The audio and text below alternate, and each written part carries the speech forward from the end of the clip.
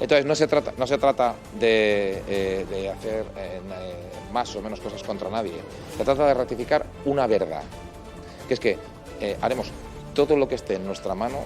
La palabra todo es una palabra que dice todo, para defender la financiación que necesita la Comunidad Valenciana.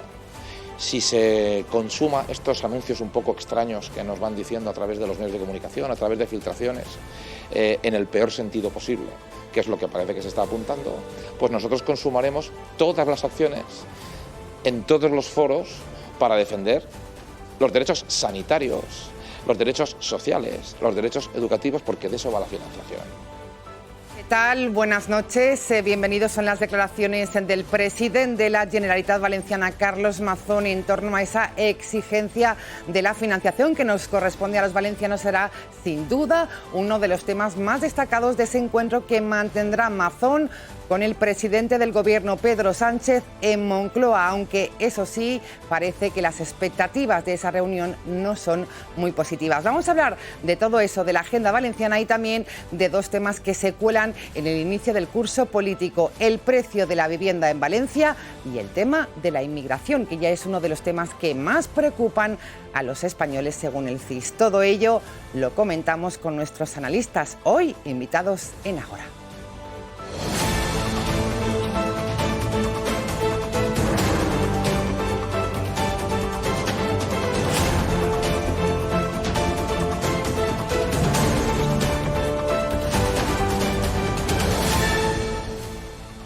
Comenzamos, les presento esta noche, compartimos tertulia con Bartolomé Fuentes, es teniente alcalde de la localidad de Quart de Poblet. Bartolomé, buenas noches. Muy buenas noches y gracias de nuevo por invitarnos. Bueno, mucho que comentar en los próximos minutos. Lo vamos a hacer también con Vicente Ibor, es diputado tercero de la Junta de Gobierno del Ilustre Colegio de Abogados de Valencia. Vicente Ibor, buenas noches. Pues muy buenas noches, igualmente muchas gracias por contar con nosotros. ¿Cómo ha empezado el curso político? ¿Bien? Pues ha empezado relativamente bien, dentro de que habéis no se compara con otros. Pero vamos, la verdad es que bueno, no nos podemos quejar en general. Bueno, pues bienvenido. También le damos la bienvenida a Fran Raga, es habitual de Ágora, abogado y concejal socialista en el Ayuntamiento de Massanassa. Fran, buenas noches. ¿Qué tal, Silvia? Muy buenas noches. ¿Qué tal todo por Massanassa? Pues bueno, trabajando mucho en el Ayuntamiento y en lo profesional también, y al pie del cañón como siempre. Y como dicen los compañeros, un placer por estar aquí otra vez. Bueno, pues arrancamos 4 de octubre, Bartolomé Fuentes, encuentro importante. Por fin Pedro Sánchez recibe al presidente de la Generalitat, Carlos Mazón, para, dice Mazón, exigir precisamente eso, lo que le corresponde a los valencianos. ¿Nos hará caso el presidente? Hombre, yo entiendo que tiene que hacer caso. Es decir, yo creo que la infrafinanciación valenciana cada vez más se oye, incluso se reconoce por parte de otros presidentes autonómicos. Últimamente venimos escuchando, y cuando ponen comparativas, no es que se solidaricen con nosotros, pero sí que nos utilizan como ejemplo de reconocer que la infrafinanciación valenciana es de las más graves que tenemos y de las que más viene arrastrándose desde hace mucho tiempo. Por tanto, yo creo que sí que se debe de abordar con seriedad la infrafinanciación, la valenciana y toda en general, porque yo creo que eso es un tema de consenso de Estado, pero a nosotros en este caso nos preocupa la infrafinanciación valenciana. Yo espero que se resuelva y que se resuelva lo antes posible, porque va en detrimento de la calidad de vida de los valencianos y valencianas. Señor Ibor, Carlos Mazón promete que habrá respeto institucional en esa reunión con Pedro Sánchez, pero dice que las expectativas no son muy buenas. No, a ver, como no puede ser de otra forma, cuando el presidente del Gobierno te llama hay que ir, y más a un presidente autonómico que forma parte del Estado y debe acudir, y por eso Carlos Mazón lógicamente va a acudir. Ya ha habido polémica sobre si había que hacerlo o no, yo tenía claro que Carlos Mazón iba a acudir. Ahora bien, las expectativas del encuentro, más allá de unas palabras agradables, un clima que seguro que es cordial, yo no veo que haya ningún tipo de solución. Da la sensación desde fuera que se trata un poco de lavar la cara por el famoso cupo catalán, es decir, una medida que ha sido impuesta por una extorsión a cambio de votos para aprobar el techo de gasto, para aprobar presupuestos, etcétera, para más cosas, incluso para que ella sea presidente de la Generalitat, y por lo tanto va a intentar justificar lo injustificable haciendo un paripé de apertura con el resto de presidentes autonómicos. Yo no espero absolutamente nada del encuentro. Yo creo que ningún valenciano, salvo Bartolomé Fuentes y alguno más, espera algo del encuentro. Pero coincido con Bartolomé que efectivamente es imprescindible, si no como consecuencia de esta reunión, como consecuencia de las que sean necesarias, poner solución a la infrafinanciación de la Comunidad Valenciana, que, como ha dicho Bartolomé, es absolutamente inasumible en este momento. Eso estamos todos de acuerdo, pero nunca llega.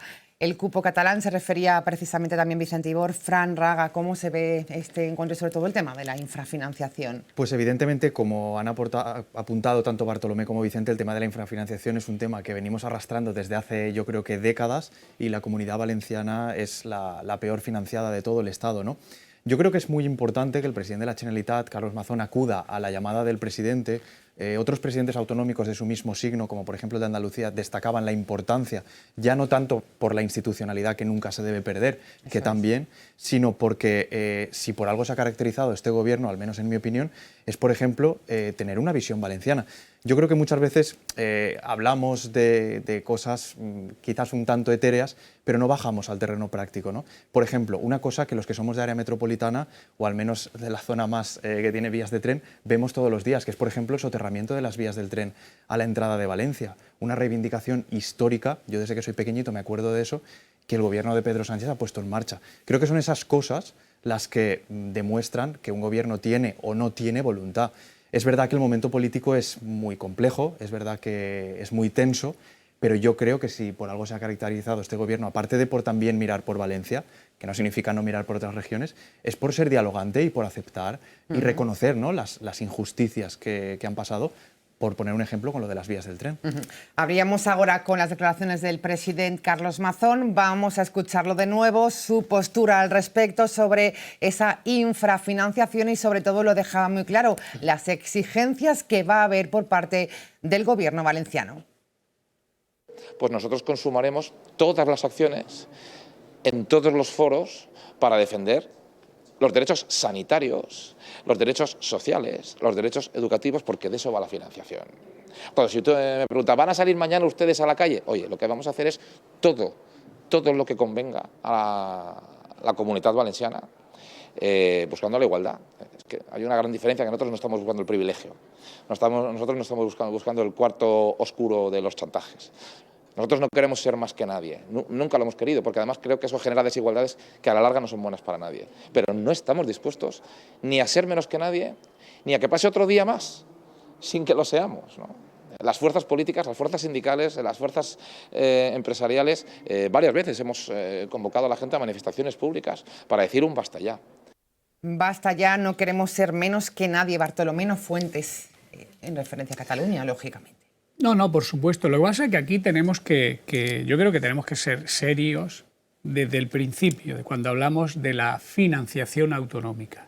Porque en el fondo estamos hablando del reparto de la tarta, del reparto de los presupuestos, de los ingresos que entre todos los españoles, y es verdad que hay que hacer infinidad de ajustes en base a infinidad de criterios que cada comunidad autónoma tiene que presentarlos. Pero es verdad una cosa, que si hablamos de cómo repartimos la tarta, también tenemos que hablar cuán de grande es la tarta. ¿Qué tipo de tarta queremos hacer para tener una tarta de mayor tamaño o menor tamaño a la hora de repartir esa tarta, a la hora de reivindicar un trozo más grande o más pequeño de esa tarta? Y ahí, ¿y por qué lo digo? Porque es verdad que en la contribución de tener una tarta más grande está también el papel que determinadas comunidades autónomas realizan. ¿Y qué quiero decir con ello? Que contribuir a tener una tarta más grande no es rebajar los impuestos a los más ricos. Si queremos contribuir a hacer una tarta muy buena, no podemos hacer una reivindicación. Y no lo digo especialmente por la Comunidad Valenciana, lo digo especialmente en este caso, quien lidera ese caso es la Comunidad de Madrid. Es decir, reivindicar un mayor y mejor reparto para las comunidades autónomas, pero a la vez yo contribuyo en menor cuantía a hacer que esa tarta que luego queremos repartir sea pequeña. Y entonces, ¿qué hago? Reduzco los impuestos, especialmente a los más ricos, como se ha hecho especialmente en la Comunidad de Madrid. Algo también aquí, pero menor cuantía. Bueno, pues ahí deja la reflexión. No se pueden bajar impuestos y luego reclamar más financiación. Vicente creo que no está de acuerdo con el argumento de Bartolomé. No. Lo que no se puede hacer es justificar gastos absolutamente superfluos, como por ejemplo en Cataluña, el tema de las embajadas, el tema del proceso independentista que está costando muchísimo dinero público, el tema de la inversión lingüística exacerbada, que cuesta muchísimo, o el caso de subvenciones que no tienen ningún sentido económico. No se puede comparar a una autonomía, y me refiero a Madrid primero, y ahora me referiría a la Comunidad Valenciana, que lo que pretende es hacer crecer su economía en base a crear condiciones fiscales favorables para la inversión y la creación de riqueza. Eso no es lo mismo. En el caso de la Comunidad Valenciana... De acuerdo contigo en una parte, sí, es decir, no es bueno que los dineros públicos se gestionen bien, en eso estoy de acuerdo, que es tu argumento, pero a lo que voy a decir, es bueno que todos seamos capaces de contribuir a hacer la tarta, ya que claro, la tarta lo más grande posible para ir al mejor reparto. En el caso de la Comunidad Valenciana, la rebaja de impuestos que se está iniciando y se va a continuar es a las rentas más bajas, medias y bajas, como se puede comprobar. Se ha dicho hasta la saciedad. No a las rentas más altas. Las rentas más altas aquí van a seguir pagando lo mismo o más, y las rentas medias y bajas van a seguir pagando menos. ¿Por qué? ¿Por qué van a seguir viendo reducidos sus impuestos? Porque es imprescindible que haya dinero en el bolsillo de los ciudadanos para que vivan, para que gasten, para que generen riqueza, para que paguen a su vez más impuestos indirectos y para que mejore la economía. Pero dicho eso, sí, pero dicho no, claro que no. En la Comunidad Valenciana no puedes poner ni un solo ejemplo. Dicho esto, aquí está claro que la financiación de la Comunidad Valenciana viene de dos fuentes fundamentales. La primera, la financiación autonómica, que tiene que ser igualitaria, al menos proporcional, y no tiene que haber privilegios o más privilegios de los que ya hay en virtud de la Constitución, como ocurre con Navarra y el País Vasco. No se puede ampliar privilegios sino mantener la igualdad. Pero en segundo lugar, y de forma muy importante, es la parte de inversiones en la Comunidad Valenciana que se reflejen en los presupuestos generales del Estado. Totalmente. Por lo tanto, y estamos sin presupuestos. Estamos con inversiones históricamente, no estoy intento no politizar, pero históricamente la Comunidad Valenciana no precisamente es la más favorecida en las inversiones de los presupuestos, y me refiero también con gobiernos del Partido Popular, y ahí tenemos una merma de recursos para poder funcionar. Y desde luego la financiación, y estamos los tres totalmente de acuerdo, más creo que somos tres personas más o menos sensatas. Último estoy de acuerdo con Vicente. Más o menos, estamos totalmente de acuerdo en que en el reparto de la tarta, que si es más grande la tarta, tenemos más recursos las autonomías, tendrán menos recursos el Estado para las políticas sociales, porque los recursos son limitados, pero efectivamente en el reparto de la tarta salimos siempre perjudicados. Fran, realidad absoluta. En cuanto a lo de los impuestos que planteaba, ¿está de acuerdo? Yo coincido evidentemente mucho más con Bartolomé, porque mira, las personas que tienen rentas bajas están exentas de tributar por IRPF. Y si tributan, no significa que les salga a pagar, ¿no? Por decirlo en un término coloquial. Pero mira, una de las primeras políticas, una de las primeras decisiones que tomó el gobierno de Carlos Mazón fue eliminar el impuesto de sucesión, bonificar el impuesto de sucesiones y donaciones a todas las personas que antes no se les bonificaba, porque hay que recordar que en la Comunidad Valenciana había, a partir de los 150.000 euros por cabeza, por herencia, por heredero, quitando la vivienda habitual, no se tributaba, o se tributaba por la diferencia, mejor dicho. Es decir, si tú heredabas 200.000 euros quitando ya la vivienda habitual, tú tributabas a razón de 50.000. El Partido Popular a esas personas que heredaban esas cantidades les ha bajado los impuestos. Tampoco vale decir, es que ahora no tengo dinero para, me lo estoy inventando, hospitales. Yo creo que por ahí va un poco la cosa, ¿no? Pero también quisiera apuntar un asunto, que estos días ha habido mucho debate con él, y es el techo de gasto. Sí. El techo de gasto ha dejado en el aire 12.000 millones de euros para autonomías y municipios. Los que estamos aquí, que somos todos apasionados del municipalismo, sabemos lo importante que es esto. Quiero decir, esa visión de Estado, que se la reclamo a todos los partidos, no fuera de siglas, quiero decir, esa falta de compromiso deja, insisto, en el aire 12.000 millones de euros para autonomías y ayuntamientos. Y eso son las políticas reales. Y más cosas. No, el techo de gasto no solo son los 12.000 millones, hay muchas más cosas en las que no hay acuerdo político. Claro. Por eso no tiene consenso en el Parlamento. Pero me refiero que si tan urgente es la cuestión de la financiación, y yo así lo creo, considero que el techo de gasto debería ser algo en lo que por lo menos se deberían sentar a hablar las dos principales fuerzas políticas del país, ¿no? Porque a muchos ayuntamientos y autonomías les va a la vida en ello. Estando de acuerdo, por supuesto que hay que sentarse a hablar, pero para eso hay que pedir hablar con la fuerza política. No decir, este es mi techo de gasto y por razón de Estado lo apruebas sí o sí, porque si no, no eres patriota y vas a ir contra las comunidades autónomas. Hombre, eso se negocia antes. No negocias con Junts y cuando Junts te pega la espantada dices, pues si no vota el PP va en contra de los intereses generales. En torno al techo de gasto, Bartolomé. En las indicaciones europeas, Vicente. Bueno, además, las referencias son las indicaciones europeas. Yo me lo he leído. El impacto, yo lo tengo aquí, te puedo decir lo que afecta a Paiporta, Massanassa, a Cuart de Poblet le afecta. Y a más, y a muchas más cosas. A todos los municipios que hay aquí. Es una barbaridad el techo de gasto, 2.130.000 euros es el impacto que puede tener negativo a la población de Cuart de Poblet y así en todo el Pero el techo de gasto implica una presión fiscal brutal para llevarlo a cabo.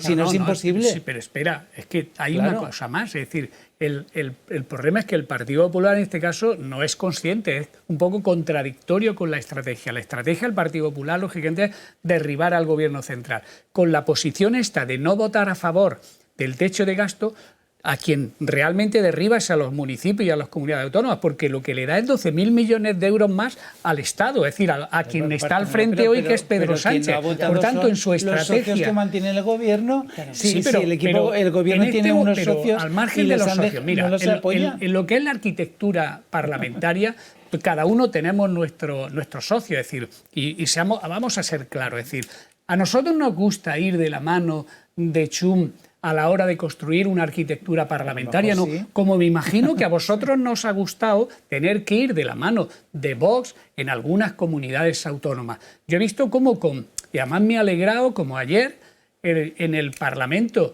de Castilla y León, el Partido Popular, que yo de siempre he entendido que estaba en la ley de la memoria histórica, votó en contra de la ley que hasta hace poco había aprobado porque estaba Vox dentro. Yo ole ahí, el Partido Popular en eso. Lo que quiero decir es de que en ocasiones el partidismo nos mete en contradicciones. Y en este caso, más allá de que yo no le otorgo al Partido Popular toda la responsabilidad de ello, pero es verdad que en este caso le están haciendo más un favor a Pedro Sánchez, dejándole en sus manos 12.000 millones de euros y quitándoselo a las comunidades autónomas y a los ayuntamientos. Vemos qué opina sobre todo esto el director del grupo El Periódico de Aquí. Conectamos con él, Pere Valenciano, hablamos de la infrafinanciación, hablamos de ese encuentro con Pedro Sánchez entre el presidente de la Generalitat. Pere Valenciano, buenas noches.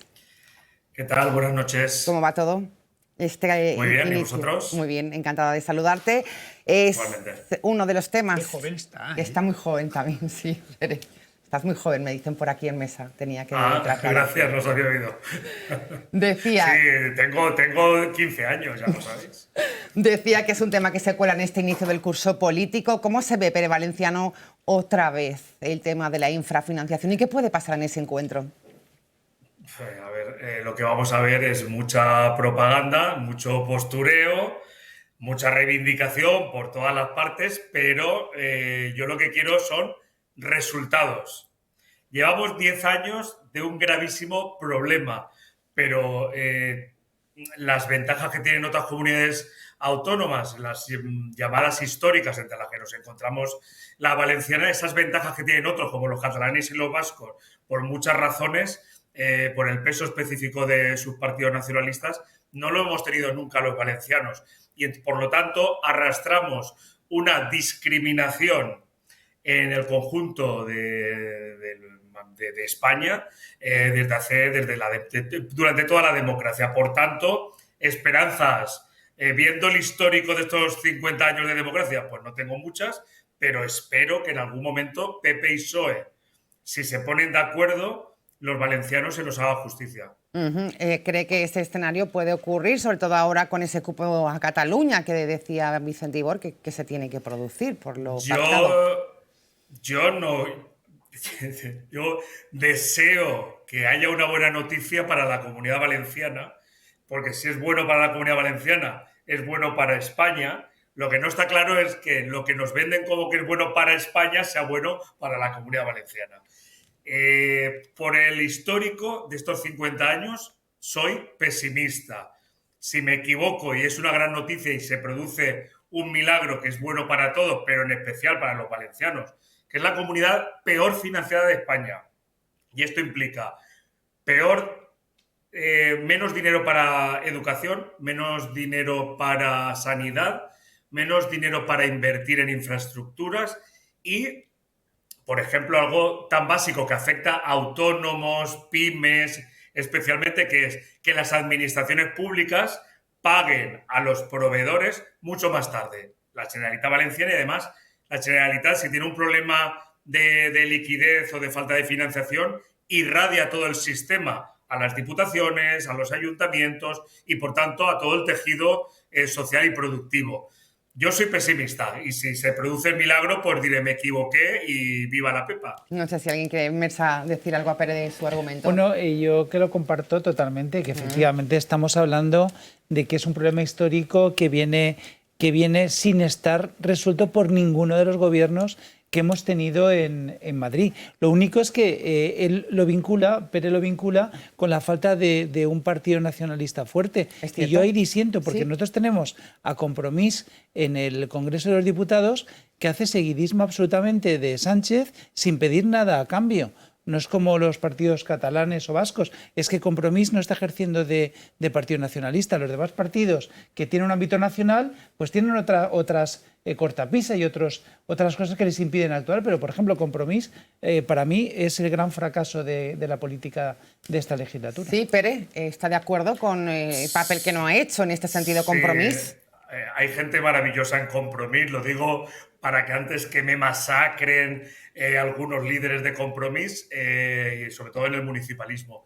Pero Compromís, ahora vamos a ver cómo juegan las cartas Compromís, pero el derecho civil valenciano, que ha tenido una oportunidad única, no estuvo a la altura recientemente, pero hay que recordar que Compromís llegó a tener 4 o 5 diputados nacionales, es decir, en el Congreso de los Diputados, cuando tiraron a Mariano Rajoy con una moción de censura y en las siguientes elecciones, hablo de memoria, cuando su peso específico en el Congreso de los Diputados era fundamental y no lo hizo valer.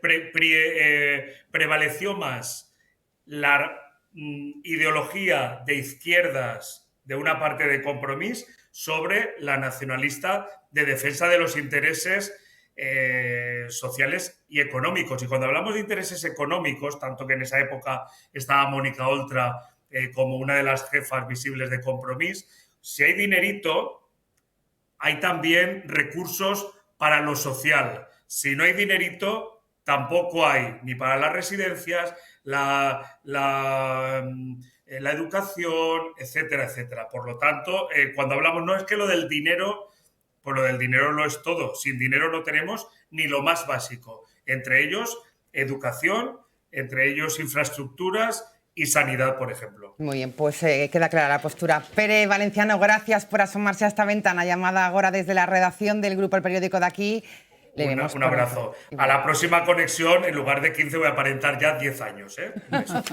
Vale, cuídate, buenas noches. Chao, adiós. Dejamos la financiación y entramos en la vivienda. Fran Raga.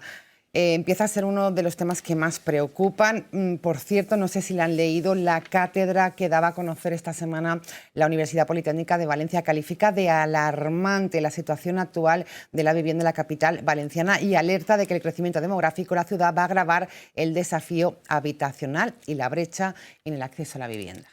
Pues evidentemente no he tenido ocasión de leer la nota y el estudio del que alertaba la universidad, pero efectivamente yo creo que a nadie se nos escapa que el problema de la vivienda se ha colado, porque así lo notamos todos, como el primero de los problemas, ya no tanto de los jóvenes, que era el colectivo más afectado, sino de todos, quiero decir, jóvenes, familias, mayores, de todos los colectivos que conformamos la sociedad, sufrimos este problema, tanto en la compra como en el alquiler. Al final, no solo en la ciudad de Valencia, sino los que estamos en el área metropolitana, que somos todos los contertulios que estamos aquí hoy, vemos como en nuestros municipios el precio del alquiler, digamos un poco ligado, ¿no?, por esa expulsión de vecinos de la ciudad de Valencia, que tiene múltiples orígenes, como no, vienen a vivir un poco más al sur, o un poco más al norte, o un poco más al oeste, y evidentemente a mayor demanda y poca oferta, pues mayor es el precio, ¿no? Evidentemente, eso es una parte del problema. Y otra parte del problema es la burbuja que se está empezando a crear al calor de esta falta de vivienda, ¿no?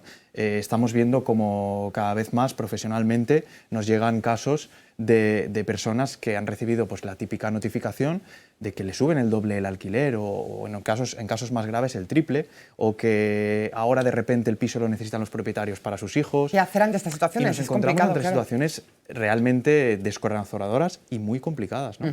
Bueno, pues pulsaremos lo que está pasando en Paiporta, porque es verdad que tenemos aquí 3 municipios importantes, como son Paiporta, Massanassa y Quart de Poblet. Bartolomé, situación preocupante.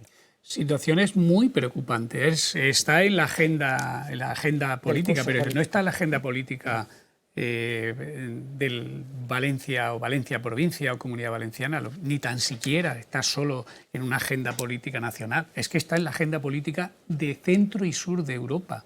Es que yo tengo referencias y estudios que coinciden, si no son en algunos casos más graves, y eso no lo digo como un atenuante ni como un paño para lo nuestro, y hemos de entrar a ahondar, pero lo digo para que seamos conscientes de que en Francia, en Italia, en el este de Europa también, en Grecia y en Centro Europa, tienen el mismo problema o más.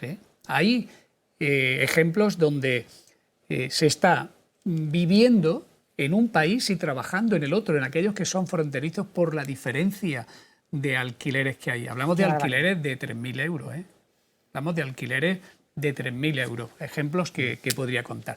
¿Con esto qué quiero decir? Que o se aborda de una manera global, y en este caso Europa tiene que dar también una solución a ello, y nosotros como país, por supuesto, que hay muchos de los problemas que son solo atribuibles a nosotros como país, desde el punto de vista de la administración, también desde el punto de vista del mercado, desde el punto de vista de la solidaridad de la ciudadanía. Si todo eso lo ponemos sobre la mesa y cada uno de esos elementos son analizables, tendremos el cóctel que tenemos con las consecuencias y el resultado que estamos viviendo. Es decir, yo creo que le estamos dando muchas vueltas todos, desde el punto de vista social, personal, de la administración pública, sea local, autonómica, provincial, nacional, y a veces encontramos pequeñas aportaciones que cuando llegamos a la conclusión no dejan de no ser una solución definitiva. Vicente, un mercado que requiere el inmobiliario de una implantación urgente de medidas políticas públicas para tener una vivienda asequible. No solo medidas políticas públicas, reformas legislativas. Es decir, es que efectivamente coincido completamente con mis 2 amigos que están en la tertulia ahí, porque el problema es un problema, si tenemos que hablar de un problema de Estado, esto es un problema de Estado. Lo demás son tonterías. Esto es lo del día a día de los ciudadanos, los jóvenes que no se pueden identificar, las personas que después de toda una vida viviendo en un régimen de alquiler, que hay muchísimos, resulta que al final de su vida no pueden permitirse los aumentos de los alquileres, como ha dicho Fran, y que nos llegan a los despachos profesionales, es un problemón social de primer orden. Pero efectivamente la construcción de vivienda pública subvencionada a pérdidas, porque la construcción, para que sea asequible, tiene que salir al mercado a pérdidas, y eso solo se puede hacer de impulso público, es una solución momentánea, pero lo que no puede ser es la inseguridad jurídica que el mercado inmobiliario tiene. Inseguridad jurídica que deriva de muchas razones. La primera es, y fundamental, es que cuando una vivienda sale en alquiler, porque claro, cuando hablamos de vivienda de alquiler siempre pensamos que los que sacan la vivienda son bancos, grandes tenedores, gente que tiene más de 5 o 6 viviendas y que vive en la abundancia. No es cierto, eso es un tanto por ciento, pero no todo. Hay determinadas personas que todos los ahorros de toda su vida los han centrado en comprar una vivienda además de la que tienen y dependen para su subsistencia del alquiler. Esos casos es muy extendido. Bueno, pues cuando tú sacas una vivienda de alquiler, tienes la inseguridad jurídica, primero, de si el inquilino no te paga, para conseguir un desahucio es cada vez más difícil. Segundo lugar, puede ser objeto de ocupación. Los delitos de usurpación de viviendas han crecido de forma exponencial durante los últimos 5 o 6 años y en este momento hay procedimientos penales por usurpación de viviendas que se alargan entre 2 y 3 años hasta que puedes tirar a la persona que está ocupando ilegalmente una vivienda. Y siempre se alegan cuestiones de vulnerabilidad, que seguramente serán ciertas en la mayoría de los casos, pero eso no impide que la persona que tenga una vivienda y que necesite la renta para completar su modo de vida o por lo que sea, no la saque o decida no sacarlo o la encarezca mucho y diga, bueno, yo lo que lleve por delante, yo por delante. Por lo tanto, habría que cambiar esta, sí. Que en mi opinión sí, y luego ya hablaríamos de la ley del suelo, que siempre lo he dicho, pero que creo que es una cosa que va mucho más allá del problema puntual de la vivienda. La ley del suelo es restrictiva, es decir, cuando hace falta vivienda no tiene sentido que haya enormes extensiones de terreno donde no se puede edificar y se encarezcan enormemente los solares donde sí que se puede edificar. Sí. La ley del suelo es una cortapisa para el desarrollo de la vivienda. Cortapisa es lo que califica Vicente Ibor en torno a esta ley. ¿Inseguridad jurídica, Fran, también como profesional, como abogado? Pues bueno, yo creo que el compañero Bartolomé ha apuntado al principio que había múltiples causas, ¿no? Que existen múltiples causas para que podamos estar hablando ahora tristemente de esta burbuja del alquiler y demás. Es cierto, lo vemos profesionalmente, que un desahucio, depende mucho del caso, puede llegar a ser muy complicado, ¿no? Y sin dejar de negar que en algunos casos se producen auténticas injusticias, como en todo tipo de procedimientos, tampoco me justifica eso o tampoco me explica eso que de repente un piso que valía 200 euros ahora valga 800. Quiero decir, sí, creo que puede ser una parte del problema. En ese sentido, hace unos días en la Fiscalía de Valencia, algunos fiscales proponían una pequeña reforma que era una reforma prácticamente anecdótica en la LECRIM para que se enjuiciasen de manera muy rápida, como por ejemplo en alcoholemia, los casos de usurpación, ¿no? Yo creo que sería una cosa rápida, ¿no? Pero claro, sí que es verdad que, aunque eso existe, yo creo que evidentemente hay otra parte grande del problema que tiene que ver con otras cosas. El aumento de los precios, porque, permitidme la expresión, nos hemos vuelto todos locos. Quiero decir, insisto, pedir el doble o el triple de un alquiler, la aparición del fenómeno de la vivienda turística, quiero decir, la falta de oferta porque se construye poco, entre comillas, porque tampoco me gusta a mí que se diga que se construye poco. Alrededor de la FE, por ejemplo, en los últimos años se han construido decenas de bloques, ¿no? Se está reactivando Sociópolis, quiero decir, hay vivienda, pero hay muchas causas, ¿no? que impiden el acceso a ella. Impide el acceso. Entraba Fran en el tema de vivienda turística, que nos daría para un programa aparte, pero sí, me gustaría pulsar lo que está pasando, por ejemplo, en municipios como Quart de Poblet. Llega también estos apartamentos turísticos con fuerza, han llegado para quedarse, Bartolomé. Bueno, nosotros hemos prohibido de momento licencias, hace un par de meses las licencias turísticas. Es verdad que no estábamos teniendo un problema, un impacto grave, y es verdad que estamos actuando en ocasiones sobre psicología social que nos mueve, en ocasiones, porque es verdad una cosa que lo han dicho los dos, Vicente, es decir, cada una de las, digamos, descripciones de elementos que están provocando este problema, lo que creo que de menos es cuánto va a suponer, cuánto impacta o cuánto supone en porcentaje sobre el problema global. Pero es verdad que la regulación impacta, es verdad que la demanda impacta, es verdad que probablemente la acumulación de grupos que van gestionando la compra de espacio geográfico impacta, todo ello impacta el mercado lógicamente libre, que la materia prima subieron después de la pandemia y como consecuencia también de la guerra, se nos dispararon, y acordaros de las materias primas, de cómo las administraciones públicas nos abandonaban las obras. Yo recuerdo el Edifican de proyectos adjudicados de 3-4 millones de euros, la misma empresa decir, no puedo continuar porque el hierro, la madera, el cemento... No llega, eran materiales que estaban... no tanto a lo mejor la mano de obra, pero todo eso se le había disparado de tal forma que no es que tenía menos beneficio, es que no iba a tener en pérdida, y todo eso se iba abandonando. Por tanto, es una realidad que acompaña, que al principio creo que fuera de antena le hemos dicho, y es que el precio real de la construcción de un metro cuadrado de vivienda hoy en día que no está al alcance de cualquier joven que tenga un salario de 1.500, 1.800. Esa es una realidad.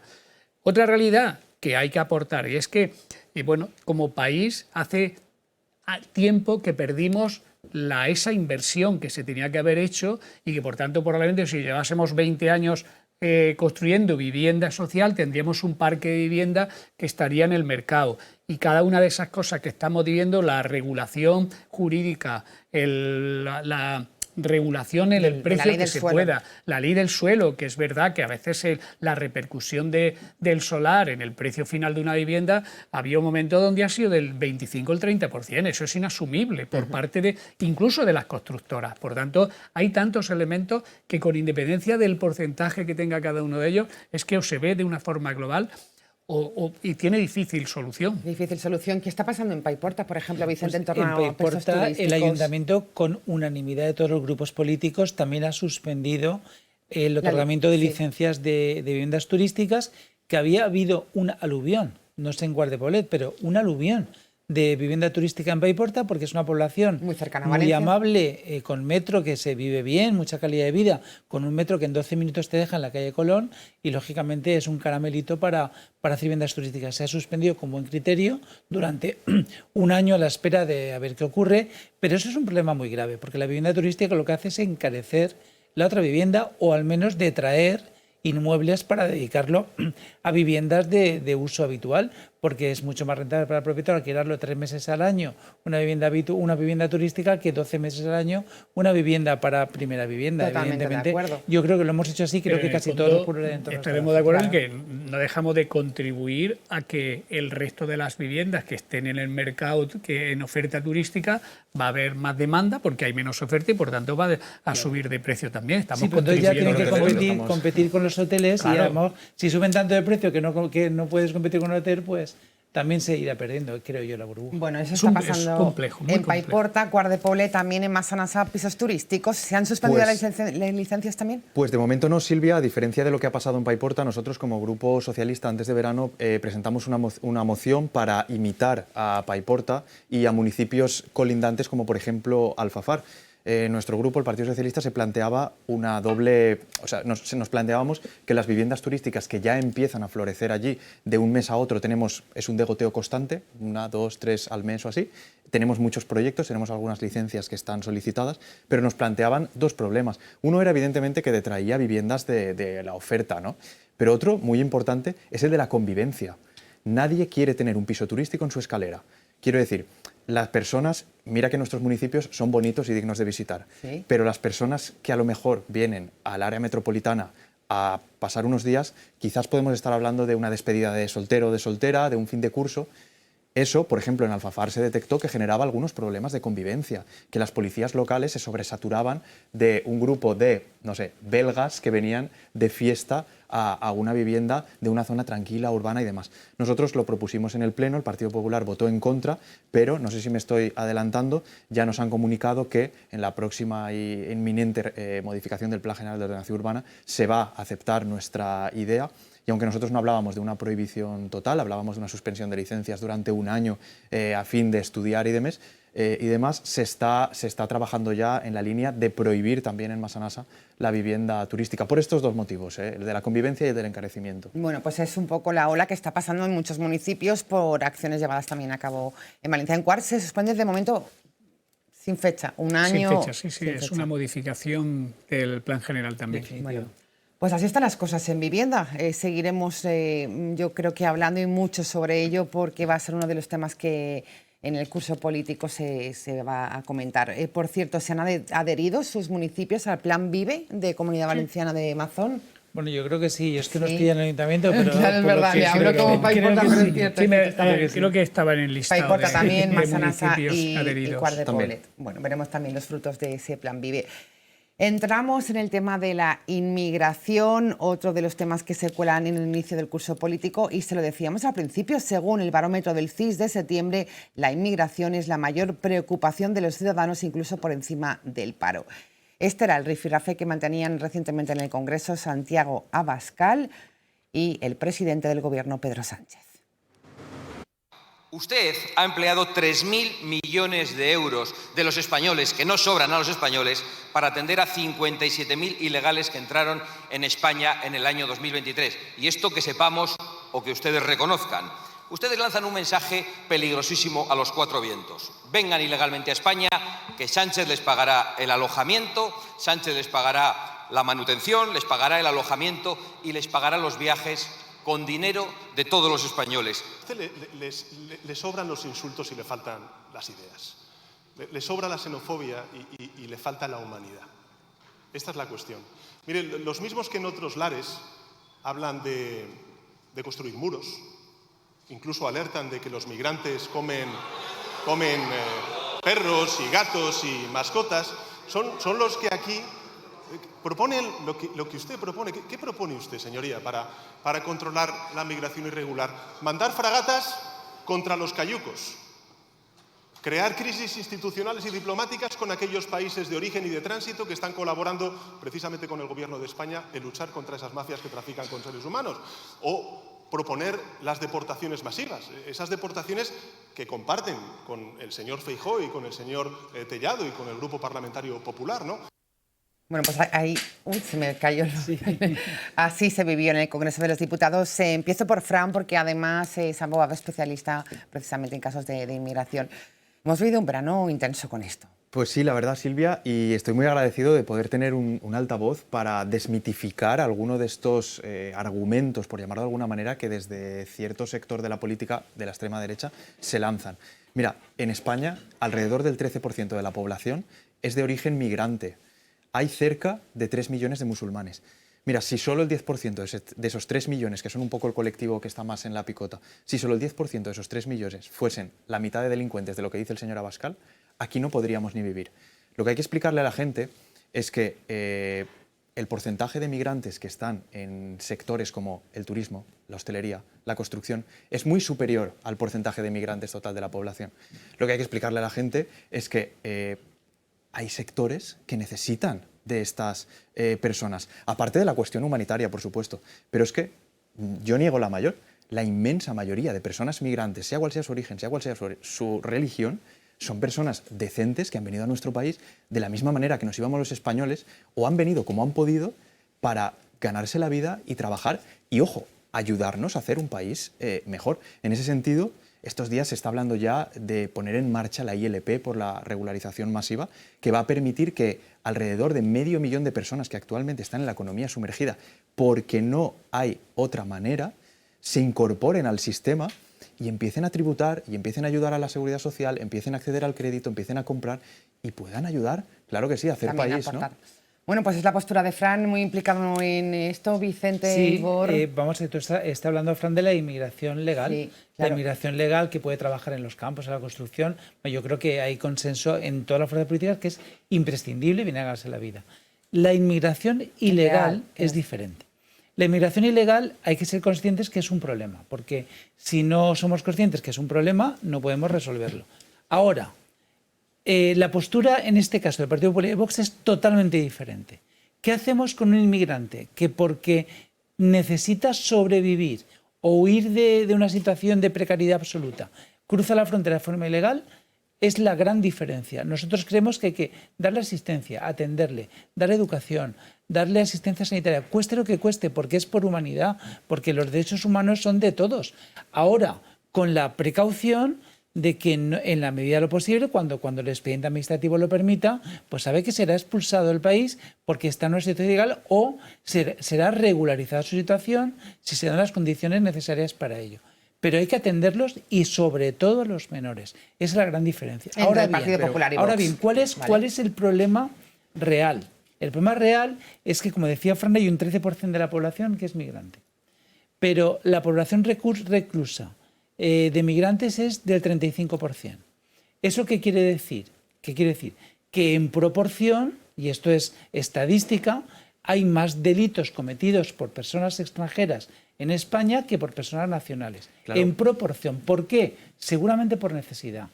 El que roba para comer es un delincuente, pero es por necesidad. Pero roba a una persona, entra en una vivienda, trafica con hachís o comete delitos violentos. Te lo digo porque eso, Fran, no podemos ignorarlo, porque es una situación absolutamente real y estadística.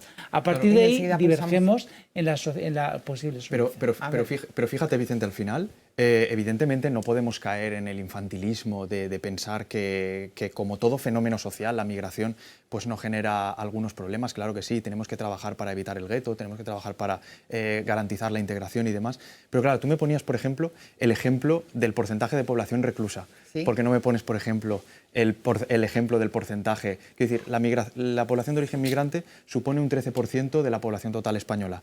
¿Sabes qué porcentaje supone, por ejemplo, la población migrante en el sector de la hostelería? Muchísimo más del 35%. Claro, pero son los que son legales Claro, y trabajan claro. con un contrato. Ojo, claro, pero espera. De eso nadie Ahí discute. voy. Claro, pero tú pones el porcentaje malo. Pero es que hay que decirle... Los ilegales. Ojo, pero es que hay que decir a la gente que en la población reclusa respecto al total de los migrantes es un porcentaje muy pequeño. Entonces, claro, ¿cómo vamos a hacer todo un argumento respecto a un fenómeno? No, perdona, no es muy grande el porcentaje. No, la población reclusa que hay, quiero decir, estamos hablando... En proporción a la población migrante española es mucho más alto que en la población nativa española. Pero el 13%, más. claro, pero el 13% de la población migrante de 48 millones de españoles, no sé, que son 5 millones pero un de tercio migrantes. de los reclusos son extranjeros. Claro, pero de los 5 millones de extranjeros que hay, ¿cuántos hay reclusos? ¿10.000? ¿20.000? Hay números absolutos, dices. Ya. No, quiero decir, Bueno. es un porcentaje muy pequeño. No. Los migrantes reclusos respecto al total de los migrantes es un Vicente porcentaje... dice que no, una Sí, guerra sí. de cifras, Yo pero creo bueno, que no. yo creo que queda No. clara la postura de ambos. Quiero pulsar también a Bartolomé Fuentes. Perdón, quiero Sí, aclarar que en modo alguno identifico No. el emigrante con el delincuente. En modo alguno. El delincuente es ha quedado muy delincuente. Yo creo que ha quedado claro el argumento, pero hace bien en matizarlo. Yo voy al origen de tu pregunta, precisamente. Claro. Yo creo que decir que una sociedad como la nuestra tiene problemas, como estamos describiendo aquí esta noche, relacionados con una parte de la vivienda, como puede ser la regulación jurídica de mayor protección hacia los propietarios cuando puede haber usurpación o impagos. Yo creo que eso hemos estado de acuerdo. El problema de la inmigración o la inmigración ilegal, que compartimos cuál debe ser la respuesta y que y es verdad que tenemos ese problema sobre la mesa. A mí lo que me preocupa es que la manipulación de la información o de los datos es lo que lleve a que la ciudadanía perciba como que eso es un problema de ámbito de primer orden. Esa es la diferencia. Es decir, ¿el primer orden puede ser el acceso a la vivienda de alquiler y de compra? Claro que sí, porque yo creo que estaremos todos de acuerdo que es un primer orden, un problema que debería de percibirlo la ciudadanía como un problema de primer orden. Este no. Este es un problema a resolver, con matices de discusión en función de cómo queramos abordar, de la ideología que tenga cada uno e incluso de las capacidades. Pero estaremos de acuerdo que no representa un problema para que la ciudadanía tenga la preocupación como cuando había el terrorismo o el paro, en absoluto. Entonces, conseguir que la ciudadanía perciba como que el problema de la inmigración, especialmente de la inmigración ilegal, es un problema que es el principal problema para la ciudadanía, desde el punto de vista de la estadística, por encima del paro, por encima de la vivienda, es una manipulación de los datos. O de la realidad o del discurso. Ahí es donde yo creo que hay que poner el énfasis. Quizás por parte de la extrema derecha, por parte de Vox. Por parte de Vox, exclusivamente para... ver, Vox está utilizando la inmigración eso como algo tan de uso interesado, más allá de que se identifique o no, que yo creo que en eso estamos de acuerdo, que la solución a los problemas del inmigrante ilegal tiene que ser tal como tú has descrito, es decir, un país solidario no puede abandonarlo a su libre. Pero esto están manipulando tanto esa situación que a la ciudadanía lo percibe como que es que van a salir a la calle y se van a encontrar rodeados de inmigrantes ilegales. Además hay una cuestión, y es que no hay prácticamente maneras de venir legal a Europa. Quiero decir, lo normal es que cuando una persona, porque muchas veces identificamos ilegal, que a mí no me gusta llamarlo así, irregular, con las personas que estamos viendo en imágenes, sí. ¿no? Pero cuando una persona cruza la frontera en Barajas o en el Prat, cuando pasan los 90 días de turista, también se convierte en una persona irregular. El camino normal para que esa persona pueda acceder a un contrato de trabajo es esperarse 3 años empadronado y 3 años después que alguien le haga una oferta de trabajo. O que con carácter previo venga con una oferta de trabajo. Pero es que lo habitual. no se puede, Vicente. Sí, ¿cómo que no? Solo está reservado para puestos de alta cualificación y para unos determinados puestos de trabajo que marca previamente el Ministerio de Trabajo. Donde hay carencia de empleo local, por ejemplo, en el campo. Y yo conozco un montón de casos de gente que para la fresa viene con un contrato de trabajo para la fresa esa es la migración, la migración circular. Migración legal o para la construcción. Pero, por ejemplo, mira, no hay posibilidad de que una empresa de electricidad, por ejemplo, que faltan electricistas, faltan carpinteros, faltan albañiles, no hay posibilidad de que una empresa de electricidad, por ejemplo, de Valencia, diga, oiga, mire, es que no encuentro electricistas, quiero contratar a un señor que está en Bogotá. Eso no se puede. Lo normal es que tú vengas, te quedes, porque no hay otra manera, salvo que te cases o circunstancias muy especiales, o solicites protección internacional. Quiero decir, que también como país estamos obligados a atender las solicitudes de protección internacional.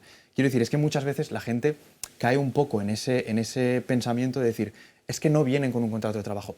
Es que es muy difícil. No, pero lo que dice Fran tiene mucha razón. El que viene con la intención de buscar un trabajo o regularizar su situación no se puede comparar con el que viene a otras cosas o a cometer delitos. Pero entonces, no efectivamente, lo que decía Bartolomé tiene toda la razón. Es decir, ¿hasta qué punto hemos criminalizado la inmigración, que se considera el primer problema nacional? No es el primer problema nacional, es un problema importante que hay que resolver, pero no está por encima de la vivienda, por encima incluso del paro o por encima de la falta de infraestructuras sanitarias, ¿no? ¿La causa es la manipulación del discurso de Vox? Sí, yo no tengo ninguna duda. Yo no sé cuál es la causa. Lo están poniendo en la agenda de tal forma que la ciudadanía lo percibe. Si fuera Vox capaz de influir tanto en la opinión pública, ganaría las elecciones de calle. Pero mira, y no las gana. No con lo cual hay más factores. Todos los argumentos tienen una pequeña parte de verdad, ¿no? Y Íñigo Errejón, por ejemplo,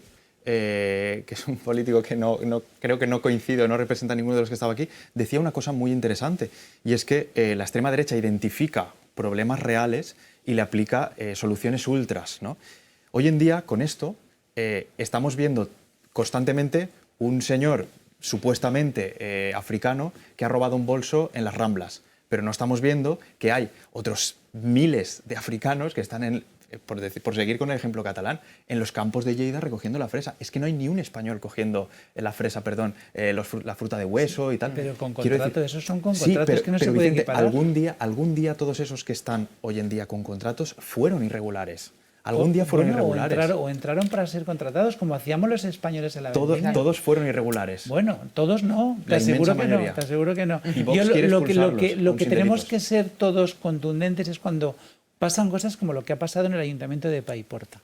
Que el concejal de Vox, por 2 veces y pese a ser apercibido, ha dicho y ha mantenido y se ha reiterado en que hay que disparar a los menores inmigrantes que pasen ilegalmente por la frontera. Eso lo ha dicho un político municipal. ¿Hasta qué punto no reaccionamos? Bueno, por supuesto, de forma unánime, el Ayuntamiento de Paiporta, incluido, por supuesto, el Partido Popular, lo ha reprobado, pero es algo que está en la ideología extrema de algunos grupos que deben ser claramente objeto de reproche. Y no se puede equiparar, porque cuando por parte del Partido Socialista a veces se equipara al Partido Popular con Vox, digo, hombre, un poquito de sensatez. Es decir, estamos hablando de que hay que hacer pactos de Estado entre PP y Vox, y luego nos identificáis con gente que quiere disparar a los inmigrantes a la frontera. No, para nada. Yo creo que ahí Bartolomé... Jamás. Ya. Tiene el Partido Popular... De hecho, bajo las regularizaciones masivas, por ejemplo, que ahora estamos a punto de tener una de ellas, se han hecho bajo gobiernos tanto de signo popular como de signo socialista, quiero decir. Bueno, y fue uno de los temas de la ruptura del pacto, Vicente. Efectivamente. Que fue además, fue una ruptura absurda por otro lado, porque tampoco tenía entidad para romper el pacto, pero no podíamos nosotros ser contrarios a la ideología que subyace en el Partido Popular, que no deja de ser basada en el cristianismo, la defensa de los derechos humanos en general. No podía ser. Yo retomo una cosa, Vicente. En los últimos tiempos, toda la red de información que tanto vos como el innombrable viene aplicando en Instagram. No Sánchez, ¿no? El innombrable es el que está todavía, el que hace poco le dieron 100.000 euros en criptomonedas, eso es para que se saltase los controles que todos los partidos tenemos a la hora de hacer campañas electorales, ¿no? El de se acabó la fiesta, ¿no? Sí. Bueno, pues esos utilizan todas las redes que tienen a su alcance y están diariamente generando mensajes de ese tipo, de lo que contribuye a que la ciudadanía perciba que la realidad que es que vamos a salir a la calle y vamos a encontrarnos en las esquinas. Y especialmente los más jóvenes. Sí, es un los perfil más muy jóvenes sí, que es sí, el votante sí. de Alvise, al que Sí, se sí, refiere. sí. Además, todos sabemos que no es verdad, que tú sales por la calle y te cruzas perfectamente con una persona que es por su raza, ¿sabes? Y no pasa absolutamente nada en la inmensa mayoría de las veces. Que alguno de esos puede ser delincuente, claro, y alguno con chaqueta y corbata también puede ser un delincuente. Eso no es significativo, por tanto, que sea un principal problema es sorprendente. Estoy totalmente de acuerdo. Ahora, presuntamente, Alvise es un delincuente. Bueno. Y creo que es español, ¿no? Exactamente. Habría Pues que analizar este caso político Claro. porque merece, ¿no?, un análisis. Estamos en los minutos finales. Voy a hacer una ronda final con nuestros tres invitados de todo lo que hemos hablado hoy, que no es poco. Infrafinanciación, problema de vivienda y también el tema de la inmigración. Tres temas que van a marcar sin duda el curso político que hemos iniciado. Fran Raga, ¿cuál sería su mensaje final? Pues por hacer un resumen, nunca abandonar la institucionalidad, por lo que hablábamos al principio, soluciones multilaterales en cuanto a la vivienda y desmitificar bulos en cuanto al tema de la inmigración, que la inmensa mayoría de migrantes son personas decentes, correctas y trabajadoras. Bueno, pues gracias, Fran, sobre todo el tema de inmigración, que lo vive a diario, ¿no? Trabaja Mucho, con ellos además. y con casos tremendamente importantes. Vicente Ibor, ¿cuál sería también su mensaje? Bueno, final? yo mi mensaje y mi reflexión es que me gustaría muchísimo equivocarme en mi análisis de hoy y que el 4 de octubre el presidente Mazón viniera con hechos constatables de la mejora de la financiación valenciana. Me encantaría equivocarme. Bueno, pues esperemos que así sea, aunque ya le digo yo que es complicado que pase esto, pero esperemos que sirva para algo y se resuelva. Y terminamos con el mensaje de Bartolomé Fuentes, teniente alcalde de Cuadra del Pues Poblet. yo también me gustaría que la próxima vez que volviésemos, los dos problemas reales que sí que son reales y que afectan a la ciudadanía, que son la infrafinanciación, esa afecta a los valencianos y valencianas, y la vivienda, se aborde con seriedad y se llegue a una solución. El primero, yo creo que en el marco del Consejo autonómico, fiscal y financiero, creo que es en el que están todas las comunidades autónomas, y este último, pues que vaya relativizándose y vaya situándose en la preocupación de la ciudadanía en lo que realmente afecta, por tanto que desaparezca para el próximo programa y que el CSIC diga que no está ya en la prioridad de los vecinos. Bueno, pues esperemos que así sea. Todo un lujo tenerles cerca. Gracias, Fran Raga, gracias, Vicente Igor, gracias, Bartolomé. Terminamos. Gracias por estar ahí. Volvemos ya la semana que viene. Como siempre, a partir de las 9 nos asomamos a esta ventana llamada Ágora. Buenas noches.